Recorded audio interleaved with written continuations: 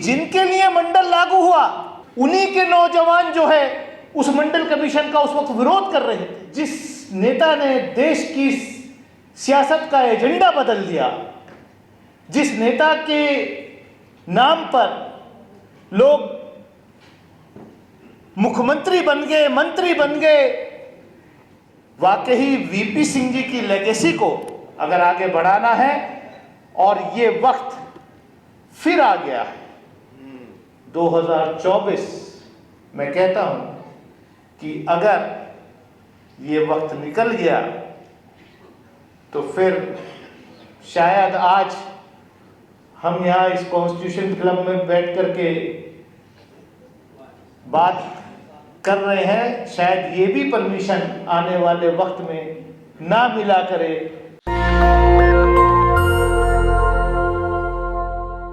मंडल commission लागू हुआ तो हम तो जामिया मिलिया में फर्स्ट ईयर के सेकंड ईयर के स्टूडेंट थे।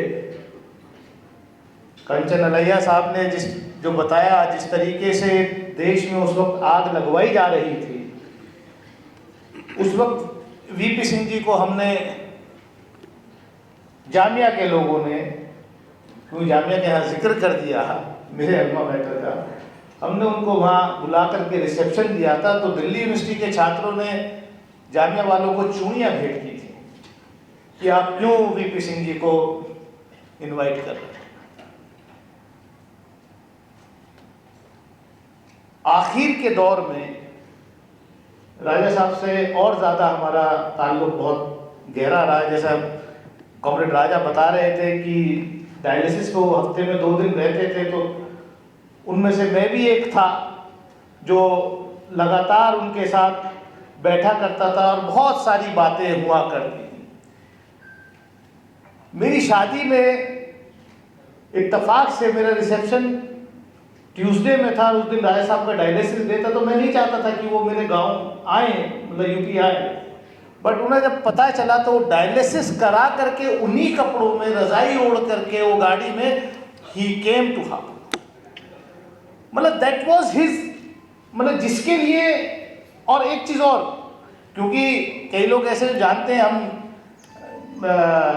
कई बड़े देश के बड़े नेताओं के साथ एसोसिएशन रहा, लेकिन वीपी सिंह साहब की गाड़ी में सिर्फ वही बैठ सकता था जिसकी इंटीग्रिटी, फाइनेंशियल इंटीग्रिटी डाउटफुल ना हो।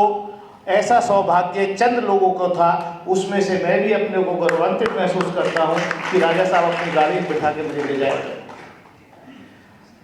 आज मुझे वो दिन याद आ रहा है, मेरी आंख में आंसू आ रहा है जिस दिन वीपी सिंह जी का देहांत हुआ, और मैं उस वक्त कोठी पर था। मुझे कहने में भी, क्योंकि मैं इसलिए सल्यूट, बार बार सल्यूट करता हूं ट्रुथ सीकर्स को, कि वीपी सिंह जी की याद में इतना बड़ा कार्यक्रम आप यहां कर रहे हैं, क्योंकि शायद उस दिन इतने लोग भी वहां मौजूद नहीं थे। हम जैसे लोग, चंद लोग खड़े हुए रो रहे थे। जिस नेता ने देश की सियासत का एजेंडा बदल दिया, जिस नेता के नाम पर लोग मुख्यमंत्री बन गए, मंत्री बन गए, कहां से कहां पहुंच गए, लेकिन उसको श्रद्धांजलि देने के लिए भी जो आदमी अपनी आखिरी सांस तक इस देश के गरीब लोगों के लिए लड़ता रहा, दिल्ली की झुग्गी झोंपड़ियों के पर जब बुलडोजर चलता था तो बुलडोजर के आगे खड़ा हो जाता था। कंचा अलैया साहब, ये समाज सोचना पड़ेगा। राजा साहब ने मंडल कमीशन लागू किया। मुझे याद है कि जिनके लिए मंडल लागू हुआ उन्हीं के नौजवान जो है उस मंडल कमीशन का उस वक्त विरोध कर रहे थे। जिनके लिए मंडल लागू हुआ वही जातियां, खास ज्यादातर स्टेट्स के अंदर, वो आरएसएस के एजेंडे को इंप्लीमेंट करने का फॉर्डर बन गई। क्योंकि पिछड़ा वर्ग समाज में वाकई ये सच्चाई है कि कंचन लहिया जैसे इंटेलेक्चुअल्स कम है। शेड्यूल कास्ट के अंदर मिशन का काम हुआ, बाबा साहब अंबेडकर से लेकर के मान्यवर काशीराम से लेकर के आज बहुत इंटेलेक्चुअल्स हैं, लेकिन अनफॉर्चुनेटली ओबीसीज के अंदर उतना मिशन का काम नहीं हुआ है। छगन भुजबल साहब बैठे, महाराष्ट्र में हुआ है, लेकिन मैं जिस प्रदेश से आता हूं उस प्रदेश में आपने सही जिक्र किया कि योगा करके थोड़ी ना आप जंग लड़ोगे, और योगा भी हो नहीं रहा, वो भी ढुलमुला रहे हैं। कंचन लहिया साहब ने जो बातें की उनका मैं 100% समर्थन करता हूं, विद अ कैविएट कि मौजूदा प्रधानमंत्री जी मुख्यमंत्री बनने के बाद अपनी जाति को ओबीसी लिस्ट में शामिल कराए थे, तो मुझे अभी भी डाउट है। और ये बीजेपी वाले बड़े अपने आप को तो मानने, आज के गृह मंत्री जी का एक बयान आया था कि पहला ओबीसी प्रधानमंत्री इस देश के नरेंद्र मोदी। तो मैंने तभी ट्वीट किया था, उसी वक्त मैंने बयान किया, मैंने कहा झूठ है। तो आदरणीय नीतीश कुमार जी का मेरे को फोन आया उस वक्त जब वो मेरा बयान छप गया, मैंने कहा झूठ है, पहला ओबीसी प्रधानमंत्री देश का एचडी देवेगौड़ा था। तो नीतीश जी को भी डाउट था, तो ही रैंक मी अप। मैंने कहा नहीं साहब, Vokkaligas are in OBC list and Devegowda is the first OBC prime minister of this country, listed OBC, is a listed OBC. तो मतलब ये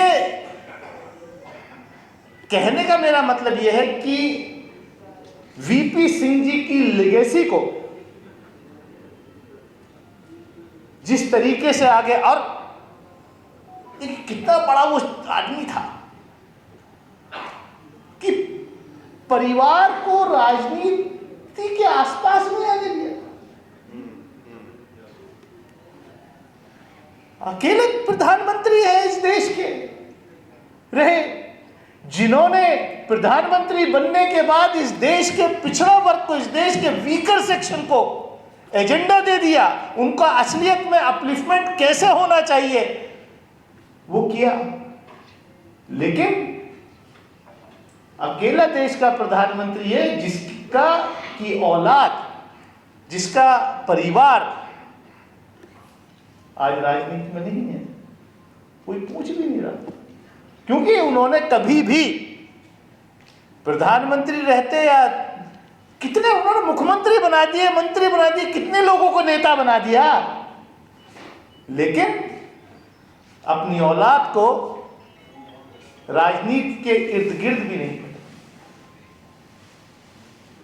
तो इतनी बड़ी शख्सियत के लिए मुझे जब सुनील जी ने कहा कि ये कार्यक्रम है वीपी सिंह जी का, तो मैं तो लद्दाख गया था परिवार को लेके, बड़ी मुश्किल से टाइम मिलता है, मैं तो प्रीपोर्ट करके सीधा फ्लाइट पकड़ के फैमिली को लेके सीधा आया। मैंने कहा ये अपॉर्चुनिटी मैं नहीं छोड़ सकता कि इतनी बड़ी शख्सियत जिसने, मतलब कई लोग कहते हैं दानिश अली कुंवर साहब तुम तो